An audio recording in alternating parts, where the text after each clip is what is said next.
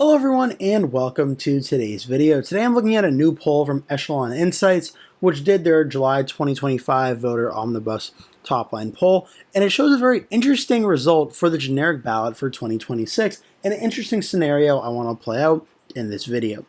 So in this poll, it showed that 40% of respondents were Republican, 38% Democrat, and Independent 20%. When I asked if you're firmly a Republican or Democrat, 78% said firmly Republican to 80% saying firmly a Democrat. And I also asked, even if neither political party perfectly represents your views, who do you agree with more often on issues that are important to you? 33% said Republican, 27% said Democrat, 29% say both equally often. And now for the generic ballot for 2026, it says, quote, if the election for Congress were held today and you had to make a choice for whom you would vote for, who would you vote for? Definitely probably the Republican got 48%, and definitely probably the Democrat 47%, with roughly 6% unsure. Now it also does an interesting scenario here where they ask about the America Party that Elon Musk has introduced. 44% say they've heard of it, 53% say they really haven't. They asked us again, if the America Party was thrown into the equation, how would it go? The Democrats have 45%, Republicans 41%, the America Party 5%, 10% saying they are unsure. So this does confirm our earlier suspicion that the America Party would take more votes away from the Republicans than from the Democrats. But for the purpose of today's video, it's very interesting this result that Republicans are up one over the Democrats for 2026. Now, for the generic ballot right now, on 2026 on realclearpolitics.com, the Democrats currently lead over the Republicans by 2.4%. In 2026, which will be the midterm election in President Trump's second term, is typically supposed to be a very strong night for the party not in charge, which will be the Democrats. And in my own personal predictions for this midterm election, I do believe 2026 will end up being a very strong election for the Democrats. But let's go through the scenario of Republicans winning the generic ballot by 1% just to see how it plays out. Because on 270towin.com, the current House of Representatives map is Republicans at 220, Democrats at 212 with 3 vacancies. Once those vacancies go as we expect they will, the Democrats will be up to 215, Republicans 220, Democrats will need to flip 3 seats to get the House majority in 2026. So for 2024, you may be unfamiliar with this, the Republicans won the national House vote, which is what the generic ballot essentially is, by 2.8%. Republicans won 50.6% of all votes, Democrats won 47.8%, about 2.8 percentage points. This poll had the Republicans winning 48 to 47, which is a 1-point margin of victory. So at 2.8% going down to 1, it would be about a 1.8% shift from 2024 to 2026 towards the Democrats. So using map.jacksonjude.com, we can actually see what this shift would look like. So we're going to shift it towards the Democrats. We're going to shift the 2024 results towards the Democrats by 1.8% and see how the results change here. Okay, so take a good look at the map now. 220 to 215. After the shift, it goes 220 to 215 for the Democrats.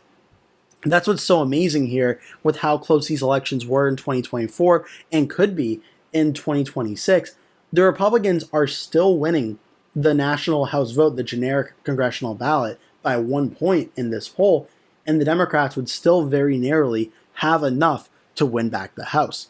So let's inspect. What are some of the places where things flipped or things got a lot closer? Well, first one that comes to mind is the state of Iowa. Oops, sorry. Didn't mean to do that. I meant to zoom in on it, but it won't let me zoom in, so I'll just do this. Iowa, the first district with Marionette Miller Meeks. Right now, on the 270 to Win website, this is ranked as a toss-up, and this one goes towards the Democrats in this ranking.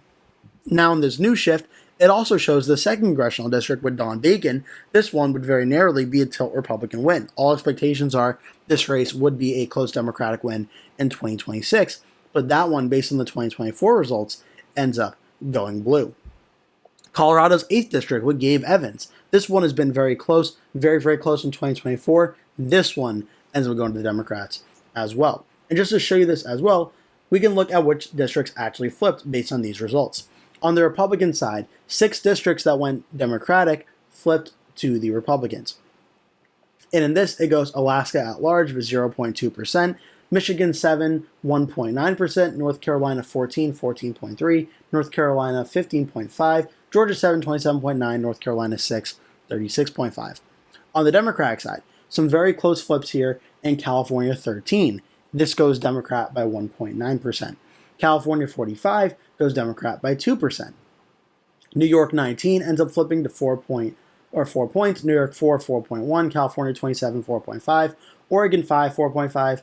New York 3, 5.4. New York 22, 10.9. Then Alabama, Louisiana, and Georgia.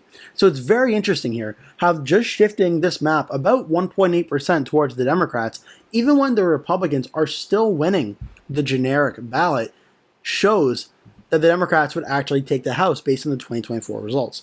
Now, this isn't always the case, as not every election is the same. Things are not always done in a vacuum. In 2026, there will be some candidates retiring, like Don Bacon in Nebraska's 2nd District. There may be maps getting redrawn in Ohio and Texas. That'll change the map and change the number of House seats as well. But it shows you that how close this election is going to be in 2026 and how razor thin the Republican majority is, when the Republicans still winning the House by 1 point actually leads to the Democrats narrowly holding a majority. We also see some very close wins here in California with these 2 districts. We see this district in Arizona, which is going to be represented by Republican Juan Ciscomani, barely staying red, as well as Arizona 1 with David Schweikert. California 13, Adam Gray, barely stays blue, as well as California 27 with George Whiteside. So some very close wins there in California and Arizona on that one.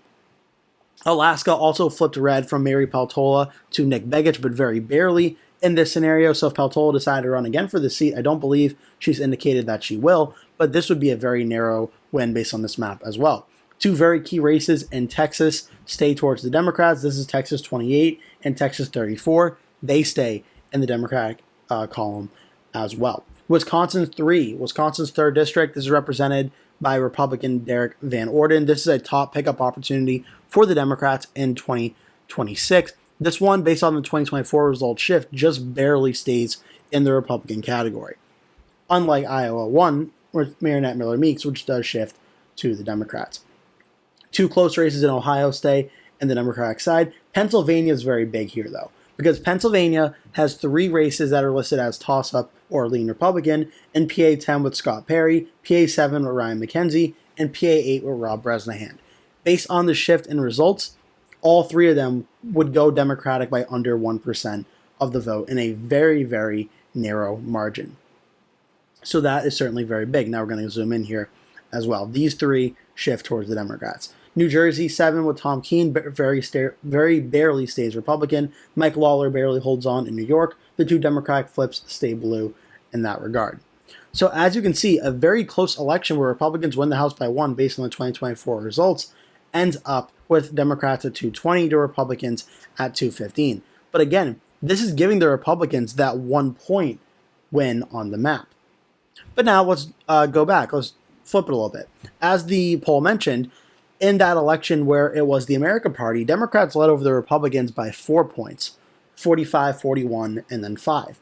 So let's play out that scenario. We're going to shift the map again here, but in this time around, we're going to have the Democrats actually winning by roughly 4 points. And again, Republicans won by 2.8, so that would have to be about a shift of 6.8% from 2024 to 2026. So we're going to shift this map 6.8 and see what the House results end up looking like. So in that scenario where Republicans won 220 to 215, it ends up Democrats getting 234 to Republicans 201. So a lot of very big shifts here from 2024 to 2026 if the American Party is able to get a lot of those, votes that the poll shows it could. If it can get 5%, the Democrats would have a massive improvement there. On this one, there are still a handful of seats that do flip towards the Republicans for them in North Carolina 13 and 14, Georgia 7, North Carolina 6, but the Democrats also flip 11 Republican seats to the Democratic category. But you see Democratic wins in 2 House races in Iowa, and Iowa 1, and I believe Iowa 3 with Zach Nunn. Yes, those 2 go blue. Wisconsin 3, Derek Van Orden in this scenario. That one ends up going blue. Michigan 7 with Tom Barrett goes blue. Colorado, Colorado's 3 district with Jeff Hurd, likely Republican for 2026. In this scenario, this ends up going blue.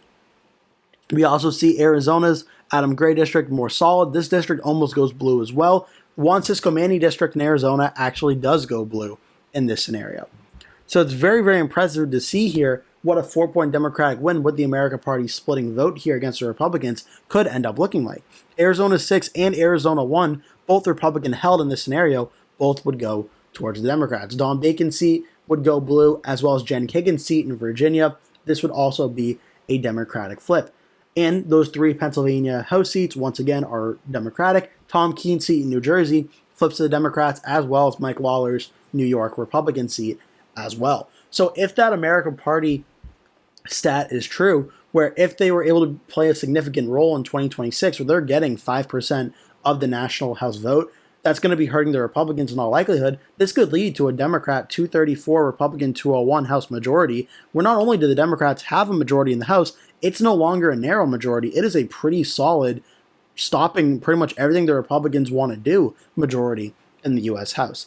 So that would be very, very big for Democrats. They're able to pull that off. So this poll shows a very interesting find here that Republicans at +1 would still probably cost the Republicans the House in the way the current map based on the 2024 results. But in that third party scenario with the America Party, that would also cost the Republicans the House, but by a very large amount. But now we have to play into the argument here. It was the Democrats at 220 to 215 in that Republican +1 scenario. What if the Republicans successfully redistrict, though? Well, in that one, the Republicans would be picking up 2 House seats guaranteed in Ohio, plus probably a third one with Ohio 1. That would net them 3 seats. That would get the Republicans to 218, Democrats 217. So if the Republicans redistrict in that scenario, Republicans would hold a 1-seat majority. If they did Texas and got these 2 House seats, that would be an extra 2, it would be +5. That would bring them 220 to 215. So in that scenario, the Republicans would hold the House majority. Actually, I could probably do it on this map too, just to show you what it would look like here. If the Republicans were able to do this, this would get the Republicans now in that way.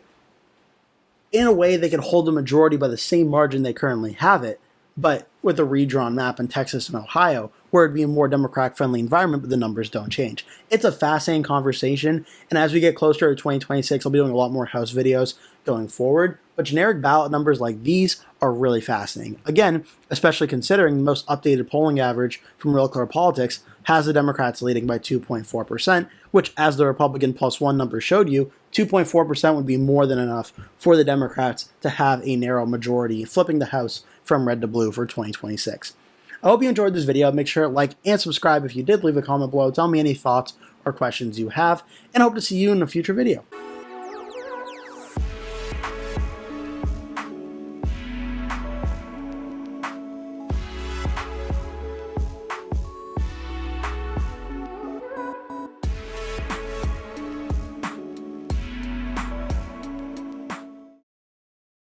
Hello everyone and welcome to today's video. Today I'm going over a new poll by Echelon Insights, which looks at some very important aspects both for 2026 and for 2028.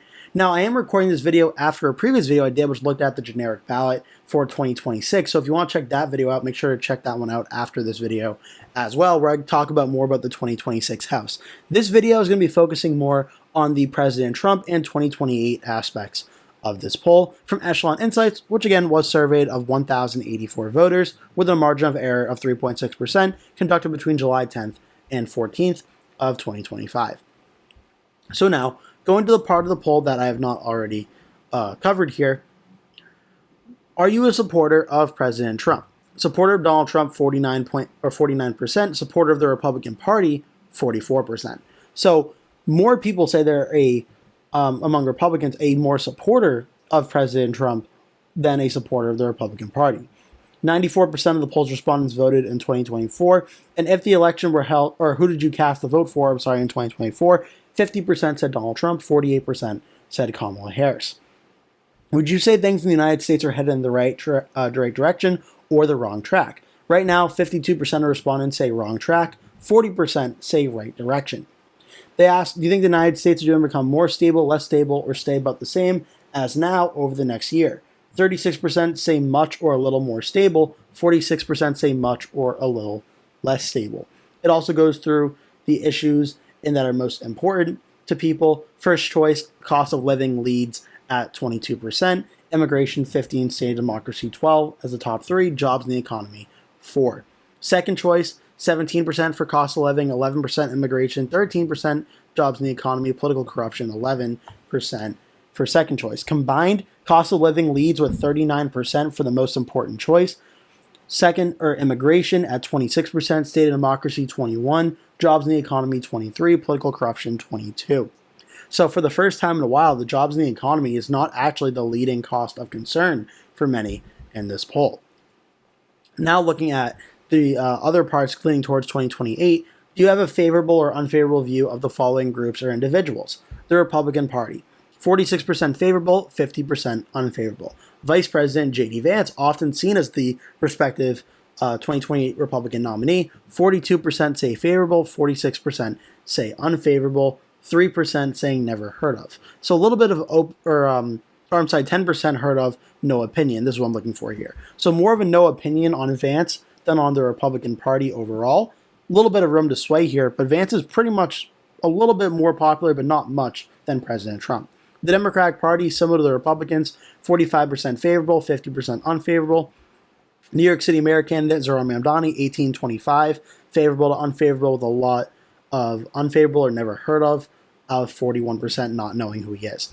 President Trump holds a favorable of 45% to unfavorable 53%. So Trump is -8 in this poll, Vance only -4, though a lot less never heard of and heard of no opinion than J.D. Vance. So if Vance does become the nominee for 2028, he has more wiggle room to invent himself and reinvent himself to the American people than President Trump does, but he's still underwater with the president. Elon Musk still underwater on his approval rating by about 20 points. Do you approve or disapprove of the way Trump is handling his job as president? 45-53 approve to disapprove. Do you approve of how President Trump is handling the economy? 44-53 approve, disapprove. So even more underwater on that regard by about 1 point. Do you approve of the way Trump is handling immigration? 49-48 actually approve. Trump's positive on that one. Foreign policy, 47-49 disapprove for Trump. So Trump's only -2 on that situation. On tariffs, Trump is way underwater, 39-56 on that. Getting into 2028, who of the Democratic candidates of her held today would you vote for? Former VP Kamala Harris leads with 26% of the vote. Pete Buttigieg in second with 11%. Gavin Newsom in third with 10%. Following them, Cory Booker at 7, AOC at 6, Josh Shapiro 4, Tim Walz 3, Mark Cuban 3, Gretchen Whitmer 3, Andy Beshear 2, J.B. Pritzker 2, Chris Murphy 2, John Fetterman 2, Wes Moore 1, Jasmine Crockett 1, Jon Stewart 1, Stephen A. Smith 1, Raphael Warnock 1, Rahm Emanuel, Jared Polis, Ruben Gallego, all under 1%, 13% saying unsure, 2% preferring someone else. This certainly tracks with a lot of other 2028 polls that shows when Harris is in the race. Thus far, she is the early leader for 2028. Now, when Harris is not included in this race, or I believe it's going to say second choice candidate. Yeah, I don't believe Harris is mentioned in this one of second choice candidate here. Tim Walz finishes second at 14%. He was also the VP nominee for 2028. Alexandria Ocasio-Cortez in this one for second choice finishes second with 13%. Gavin Newsom third, 9%. Cory Booker 6%. Pete Buttigieg 6%. Mark Cuban 5%. Jon Stewart 5%. And it goes down throughout. So it's interesting here. If Harris is not in the race based on this poll, it shows that Walz, AOC, Newsom, Booker, Buttigieg in that order. So that's very interesting. Of course, Harris and Walz running as a ticket could potentially have some upside for Walz if he did decide to run in 2028. The combined, though, does put it a little more easier to read here, the combined non-Harris vote. In this way, though, Gavin Newsom starts out tied at first place with Pete Buttigieg at 12% for each of them. AOC is in third place at 9%, Cory Booker fourth place at 8%, Tim Walz fifth at 7%. And then Shapiro at 5%, Cuban 4%, Whitmer 3%, Pritzker 3%, Fetterman 2%, Moore 2%, Crockett, Beshear 2%, Murphy, Stewart 2%, Stephen A. Smith, Rahm Emanuel, Jared Polis 1% or less going down. So without Kamala Harris in the race, it's a lot more of an undecided primary with a lot of room for one candidate to emerge here. But Newsom and Buttigieg do start out at the top two candidates at 12% with AOC in third. On the Republican side of things, a lot more of a decided primary already. Vice President J.D. Vance starts out as the clear favorite with 42% of respondents supporting him. Florida Governor Ron DeSantis is in second place with 9%. President Trump's Secretary of State Marco Rubio, former Florida Senator, in third at 7%. Nikki Haley, 2024 candidate, 6%. R.F. Kennedy Jr., 5%. Vivek Ramaswamy at 4%. Ted Cruz at 3%. Sarah Huckabee Sanders at 3%. Tim Scott, Tulsi Gabbard, Glenn Youngkin, Steve Bannon all have 1%. Senator Josh Hawley, Kristi Noem all have less than 1%. So clearly shows here on the Republican side, J.D. Vance, if he decides to run, more likely than not is going to be the 2028 Republican nominee. And again, this tracks with a lot of early polling that we've seen thus far in these aggregates. The race to the White House average has won Harris in the race. Harris is leading over Pete Buttigieg currently by about 9.6%. Whereas without Harris in the race, Buttigieg nearly leads at 15.5% by a 3.7% lead. AOC is in third place. Gavin Newsom's in second place at 13.7%. So like this poll, which showed Buttigieg and Newsom tied for first place when Harris is not in the race, the average on race to the White House without Harris also shows Buttigieg and Newsom battling it out for first place at this time. Tim Walz is then in third place with 12.9%. AOC is in fourth place with 11.8%. And I'm putting so much stock in the without Harris polls because Harris is expected to run for governor of California. She's not made an official announcement yet, but if she does do so, that would in all likelihood take her out of the running for president again in 2028. On the Republican side of things, again, not too much of a surprise. The poll pretty much lines up exactly here. J.D. Vance leads in the race to the White House average by 25.7%, getting 45.5%. Donald Trump Jr., the president's eldest son, if he were to run, has 19.7%, but it's not expected that he will. After Vance and Trump Jr., Rubio has 9.5%, DeSantis 9%. They're usually second and third behind Vance, with Donald Trump Jr. not in the race. Also, Donald Trump Jr., I will not expect him to run in 2028 if Vance runs, as the two are very close friends and close allies, and would not likely do that. So I think this is very interesting. This poll kind of confirms a few trends we've seen in recent polls, which is Vance is the clear Republican frontrunner for 2028 very early on. On the Democratic side, without Kamala Harris running, it's very much a wide open race, but Pete Buttigieg and Gavin Newsom and Tim Walz are starting out as the top three right now, with Alexandria Ocasio-Cortez right behind Walz in fourth place at this time. But Buttigieg and Newsom do very narrowly start out as the first place or first choices for the Democrats without Harris in this race. I'm interested to hear what your thoughts are. Leave your comments down below, what you think about this poll and about these results, and what you think will happen for 2028 all the way this far out. Also, make sure to like and subscribe to post multiple videos every single day that you're not going to want to miss. Thank you so much for watching. Hope to see you in a future video.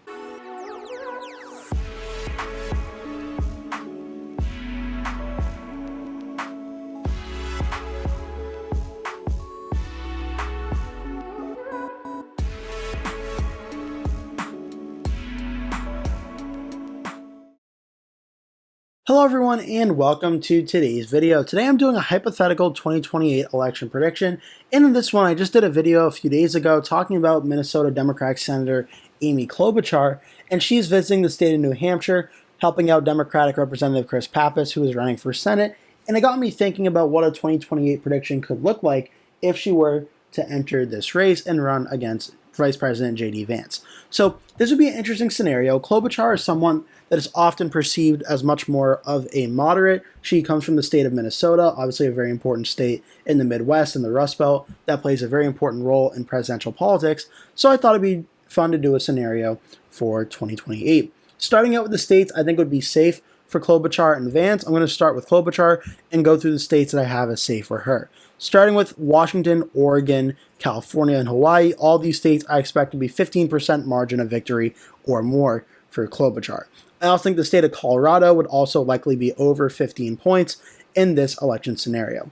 Washington, D.C. I think would go safe, as well as the state of Maryland, Delaware, New Jersey. It's possible it goes back under or over 15, but I think the trend is going to be keeping it under there for now, so we're going to leave it off of safe Democrat. But Rhode Island, Massachusetts, Connecticut, and Vermont will all go safe, as well as Maine's 1st Congressional District. All I think would be safe states for Klobuchar. The state of Illinois, I think, would go back to being a safe state, as well as the state of New York.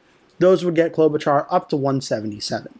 Now we're going to go into safe states for J.D. Vance. A lot of these were safe states for President Trump as well, like Utah, Idaho, Montana, Wyoming, North and South Dakota, Nebraska, the state at large, and I do believe it is, I want to get this right, be totally sure here, it is the third congressional district that is the safe one. Third district would be safe for Vance.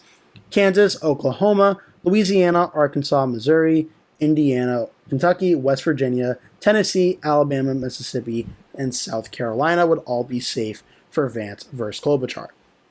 This puts Klobuchar at 177, Vance at 121. We do now have a bunch of states that I think could be safe, but I think just narrowly based off 2024 results and anticipating the 2028 election environment would be a little bit under 15%, so it would be in the likely category. And for Amy Klobuchar, I'm going to start with the state of Maine, which I think would be around a 13-point victory or so for Klobuchar. That would be likely Democrat. I think the state of New Mexico would also be in the similar category where we saw Joe Biden in 2020, I believe, win the state by 10.8%. I think we may see something similar in that regard for Klobuchar in this election scenario. In the state of New Jersey, I do think Amy Klobuchar would win it by more than 10 points, but I don't think we're going to see it break 15% of the vote. Virginia, I think, would also be something that'd be very similar to this. Klobuchar would get up to 211 versus J.D. Vance in that regard. The state of New Hampshire, where Amy Klobuchar is currently in right now, as I mentioned, I think Klobuchar is one of the Democratic candidates who would do very well in the state of New Hampshire. I think she would win New Hampshire by around 10%, if not more, in the state come 2028 if this were to be the matchup versus J.D. Vance. Also, Klobuchar's home state of Minnesota, it was almost a likely Democratic win in 2024, was about a 7-point win in 2020. I think Klobuchar breaks 10% and beats J.D. Vance in Minnesota by the likely Democratic margin. Now we have some states that I think still go likely Republican for J.D. Vance, one of these being the state of Alaska being likely Republican, the state of Florida I think would also be likely Republican, and the state of Texas. Despite Amy Klobuchar being a stronger general election candidate, I think that she would not do as well in the South as she would in the Rust Belt, so I think Texas would remain as likely Republican. Now you have two states like Iowa and Ohio, which I think could both remain likely Republican, but the margins would be a lot smaller. In 2020, there are about 8-point wins for President Trump versus Joe Biden. 2024, 13-point wins and 11-point wins for Trump versus Harris. I think Klobuchar would definitely cut into some of these margins here, where I don't think Vance would do as well as Trump did in 2024 and perhaps maybe not even 2020, but I do think they would both narrowly remain in the likely Republican categories in this election scenario. Now we get into the main areas that are going to be contested. Oh, I did want to throw also Nebraska's 1st district and likely Republican as well. Now we have some of the more competitive areas, and I'm going to start with Nebraska's 2nd district, which did vote by 4.7% for Kamala Harris in 2024. I think Amy Klobuchar would win it by more than 5 points, by around 6.5 to 7 or so. That would put her in the likely Democratic category for that district. For Maine's 2nd district, however, this is one where Donald Trump won it by about 9 points in 2024 after he won it by about 7 points, 7.5 in 2020. I do think Vance would hold on and win here, but I think it would be by a smaller margin of around 6 points or so in this scenario. This puts Vance at 219, Klobuchar 226. Now we're going to start on the western part of the country in the state of Nevada. Nevada ended up voting for Donald Trump over Kamala Harris by 3.1% in 2024. In 2020, Joe Biden won it by 2.4% against Donald Trump. It is without a doubt that Nevada also went blue for Clinton in 2016. Nevada has shifted towards the Republican direction and very well could go Republican again in 2028. But in this scenario of Klobuchar versus Vance, I actually do think Nevada very narrowly goes to the Democratic side, right around being a 1-point victory or under. I'm going to start it out as a lean Democrat, though, in between 1 and 5. I think she would win it by about 1.5 to 2 points in this election scenario. Now the state of Arizona, which very narrowly voted for Joe Biden in 2020, 49.36 to 49.06. 2024, President Trump won the state by 5.5% against Kamala Harris. It swung massively back to the Republicans. In 2028, for Klobuchar versus Vance, I do think Vance would hold on and win it again, but in this scenario, I think it falls under 5 points. Vance wins Arizona by around 3.5 to 4 points in this scenario.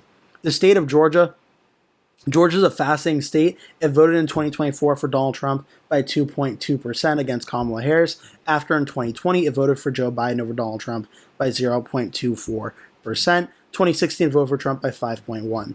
Georgia's one that I'm very much on the fence with here because this is a state where African-American turnout is going to be very key, and there are a lot of Democratic candidates that could get a lot of African-American turnout. I'm not sure Amy Klobuchar is necessarily one of those Democrats to do so, so I'm not sure she'd be able to get the vote percentages out like Joe Biden and Kamala Harris did, but I also think J.D. Vance probably would not do as well in a lot of the rural areas and suburban areas that President Trump did either. So I'm going to very narrowly give the state of Georgia to J.D. Vance by under 1%, but I could certainly imagine Amy Klobuchar winning this state. The state of North Carolina voted for Donald Trump by 3.2% in 2024. It voted for Donald Trump by 1.3% in 2020 versus Joe Biden, and it voted for Donald Trump by 3.7% against Hillary Clinton in 2016. It's been lean Republican 3 elections in a row, but I do think this is a state where the suburban areas, especially outside of Charlotte and outside of Raleigh, we could see Amy Klobuchar make some significant inroads in the state. And maybe if Roy Cooper is elected senator in 2026 in North Carolina, may move something a little bit in North Carolina and shifting more towards the Democratic side. But for now, I do think in this scenario, J.D. Vance would hold on and win the state of North Carolina by under 1%, right around that 0.9% margin. This puts Vance at 262, Klobuchar 232, so this means the Rust Belt will decide the election. And this is the good news for Amy Klobuchar. Amy Klobuchar coming from the state of Minnesota in a very impressive victory in the Senate race in 2024, where she won by 15.7%, a safe Democratic margin. She may be one of the better Democratic candidates to appeal to the Rust Belt in 2024. Wisconsin voted for Trump by 0.86% after 2020, where it voted for Joe Biden by 0.63%, and it voted for Trump by 0.76% in 2016. So 3 elections in a row now, the Rust Belt the Wisconsin have been decided by under 1%. But in Klobuchar versus Vance, I actually think Wisconsin very narrowly breaks that trend and goes about 1.5% for Amy Klobuchar margin of victory in the state. Now the state of Michigan. Michigan voted more Republican than Wisconsin in 2024 for Trump versus Harris, 1.4%. But in 2020, Joe Biden won the state by 2.8% against Donald Trump. 2016, Trump won the state by 0.22%. I think Michigan has also certainly trended Republican more in the last few years, and it's not as blue as it was in 2020. But I do think, again, Klobuchar will be able to break 1% margin of victory around that 1.5 to 2 point margin and go for Amy Klobuchar. This puts her at 257, Vance 262, and I think the election will once again be decided by the state of Pennsylvania, which voted for Donald Trump in the largest margin of the 3 Rust Belt states by 1.7% for Trump over Harris. 2020, the state voted for Biden over Trump by 1.2% in 2020 and voted for Trump by 0.72% in 2016 for Trump versus Clinton. In this scenario, I think, again, Amy Klobuchar is able to do better in a lot of the suburban areas like Bucks County and Lehigh and Northampton than J.D. Vance is able to do, not able to match President Trump's margins in this election environment, which is probably going to be more Democratic friendly than 2024 was more Republican friendly. Amy Klobuchar, I think, breaks that margin and wins Pennsylvania by around that same 1.5 to 2% number. This gives Klobuchar the win at 276 to Vance at 262. Vance able to run a close competitive election, including some very close calls in North Carolina and Georgia, but Amy Klobuchar able to run up the numbers in Wisconsin, Michigan, and Pennsylvania, as well as hurt the margins in North Carolina, Georgia, Arizona, and Nevada. So that's how I think this election for Klobuchar versus Vance would go, but I'm interested to hear what your thoughts are. Leave your thoughts and comments down below. I can't wait to read and check all those out. Also, make sure to hit like and subscribe as I post multiple videos every single day that you're not going to want to miss. Thank you so much for watching, and I hope to see you in a future video.